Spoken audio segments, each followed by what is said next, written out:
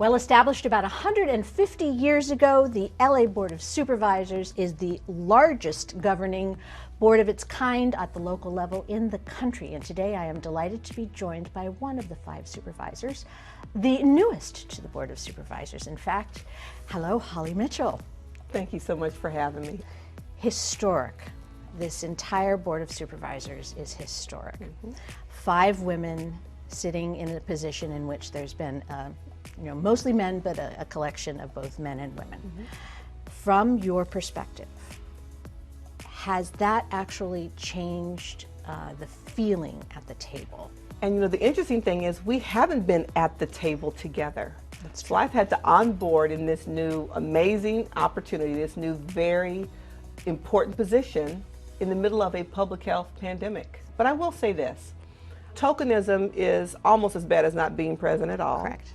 And the research showed that if you can get 3 women on a board, now you're cooking with grease. I can't imagine what Supervisor Molina must have faced as the first woman and the only woman on that board all those years. Right. So what are some of the things that you are all 5 focusing on right now? Where are some of your priorities? We are focusing on an LA County recovery that's based in equity. All of us are clear that this virus was equal opportunity, and yet there are some communities that suffered at disproportionate rates. Women suffered significantly in terms of job loss. Given our dual role with kids being out of school and childcare being closed, we know women have suffered. So I'm proud of the Women and Girls Initiative that the board established before I got here, and really focused on what we have to do to help women and girls recover in an equitable format. And so I look forward to, as a board, as we deliberate our county budget this year and the American Rescue Act funds, about how we make sure that all of LA County recovers. And that's going to require a disproportionate investment in some communities over others. All right, at the risk of actually sounding like somebody who's asking you a question during a campaign here, I'm going to ask it anyways. What do you hope to achieve as a SOUP?